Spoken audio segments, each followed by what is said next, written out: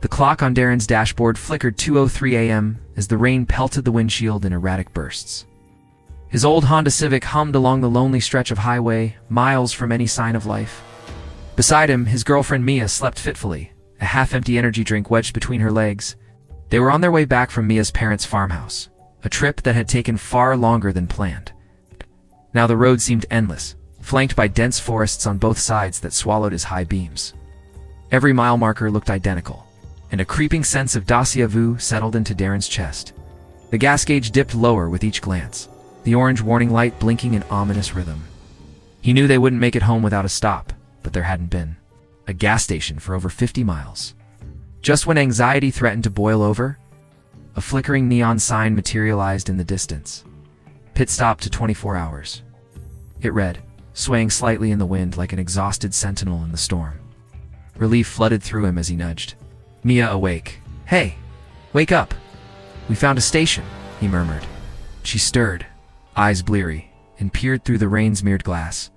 The pit stop emerged from the darkness, a crooked canopy, 2 ancient pumps, and a small convenience store that looked abandoned. "Are you sure it's open?" Mia asked, voice thin with sleep and worry. "The sign says 24 hours. Darren replied, though he didn't quite believe it himself. He pulled in, the tires crunching over gravel and broken glass. The rain softened to a drizzle, tapping softly on the roof. He stepped out into the chill, pulling his hood tight around, his face as the wind howled. The gas pump was so old, it had a rotary dial instead of a digital readout. He squeezed the handle. Nothing. With a sigh, he trudged to the store's door, praying someone was inside to help.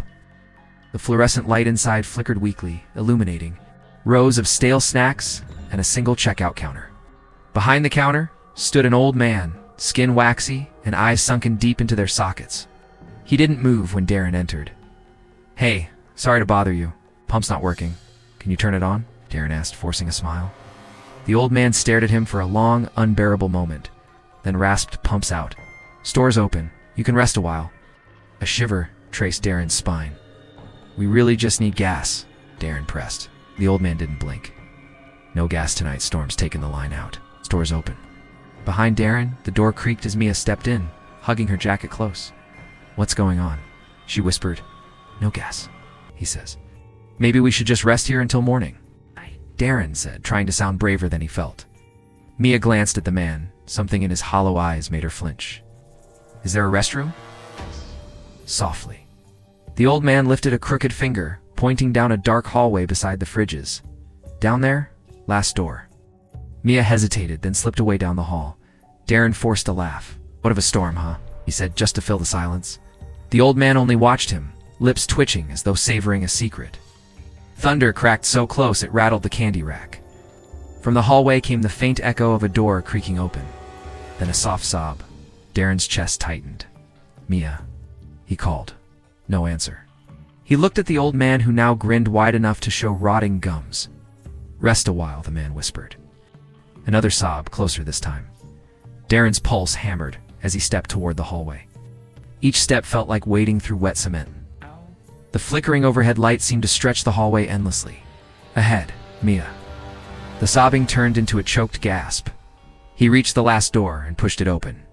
Inside, the restroom was pitch black, save for a single buzzing bulb swinging overhead. Mia stood in the corner, facing the wall, shoulders quivering. "Mia, what's wrong?" he whispered. She didn't turn.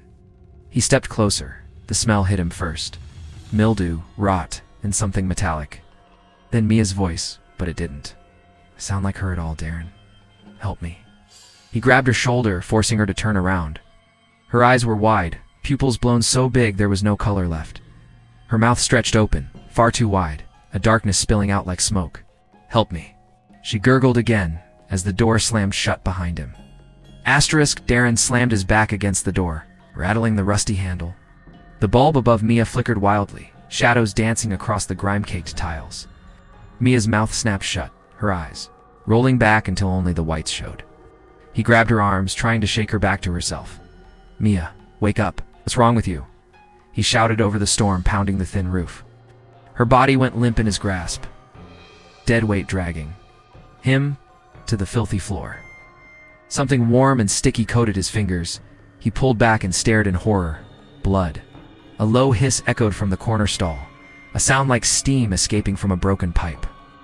He whipped his head toward the noise just in time to see something slither across the floor, disappearing into the shadows beneath the sinks. His heartbeat thudded in his ears, drowning out reason. He wrestled with the door handle, but it wouldn't budge. He pounded the wood, splinters cutting into his fists. "Help! Somebody! Open this damn door." Behind him, Mia's body twitched. A gurgle like she was choking on water bubbled up from her throat. He spun around as her eyes snapped open again, locking onto him with unblinking terror. "Darren, it's under the floor," she croaked. "What? What's under?" "The floor," gasped, but she seized violently, her back arching so hard he heard a crack. Before he could react, a sudden, sharp silence fell. Even the storm outside seemed to hold its breath. The flickering bulb steadied, casting a sickly yellow light over Mia's face, pale, sweat-slick, and utterly still. "Mia," whispered. Her eyes stayed open, staring at nothing. He staggered backward, slamming into the door again. A creak behind him. He whirled. The stall door swung open on its own. Side black water pooled on the cracked tiles, rippling as though something beneath it stirred. Slowly he backed away, pressing himself against the sink. The water bubbled, bloated bubbles popping one by one, releasing a sour stench.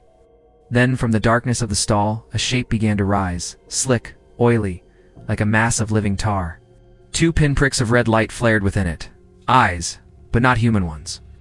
A wet voice rasped from the thing, words shaping themselves out of the hiss of the leaking pipe feed. Darren's vision tunneled. He clawed at the door handle with renewed panic, his nails bending backward on the rusted metal. With a final desperate shove, the door burst open, and he stumbled into the hallway. He didn't look back. Didn't dare. As he scooped Mia's limp body up and dragged her into the store, the old man was gone. The aisles of snacks were overturned, wrappers scattered like confetti from some grotesque celebration. Behind the counter, the cash register lay open, its drawer hanging by a single bent hinge. Lightning flashed through the grimy front window, illuminating. The words smeared across the glass in something dark and dripping. "Feed the floor." Darren's knees buckled. He lowered Mia gently onto a faded welcome mat, his mind spinning. Like the storm outside, he had to get out, get her help, call someone, anyone. He grabbed the dusty landline behind the counter and lifted the receiver to his ear. Silence. Then a click. Then that same wet voice, whispering, "Feed or die." He slammed the phone down so hard the plastic cracked. "Mia, wake up, baby, please," he pleaded, slapping her cheeks lightly. She stirred, eyelids fluttering as if she were dreaming something terrible. He pressed a kiss to her forehead, trembling. The sound outside made him freeze, tires crunching over gravel. Headlights cut through the darkness. Another car, pulling into the lot. Hope surged in his chest. Bolted for the door, yanking it open to the howling wind. A pickup truck idled by the pump's engine, rumbling, wipers squeaking across a muddy windshield. He waved frantically. Hey, help! I need help!" The driver's door creaked open. A tall, broad-shouldered man in a trucker hat stepped out, blinking at Darren through the rain. "You all right, son?" the man called over the storm. "No, my girlfriend, she's sick." "Something's wrong, and there's something in there," Darren babbled. The trucker raised an eyebrow, stepping closer. Suddenly, Darren noticed the man's boots, caked not with mud, but something darker, redder. The trucker smiled, a too-wide grin that looked terribly familiar. Lightning lit up his face. It was the old man, or someone wearing his face. "Come on, son," the trucker crooned, voice slipping between gravel and hiss. "Let's feed the floor." Asterisk, as the first light of dawn finally broke over the forgotten highway, Darren staggered out of the crumbling pit stop, drenched in blood and black sludge, his breath ragged in the cold morning air. Behind him, the ancient pumps lay cracked open, like rotten teeth, leaking something darker than gasoline into the thirsty soil. Mia's voice still echoed faintly inside his head. Not her real voice, but the thing's whisper, promising it would never truly release him. He turned once, just once, to see the pit stop sink slowly into the ground, the broken canopy folding inward like a hungry mouth closing after a meal. Somewhere beneath the earth, the thing rumbled contentedly, fed for now, but not forever. Darren stumbled to the middle of the empty road, the sunrise painting him in fragile gold, and though the wind carried the promise of freedom, deep down he knew the road would lead him back here again. No matter how far he ran, the pit stop would. Always wait for him hungry, patient, and wide awake.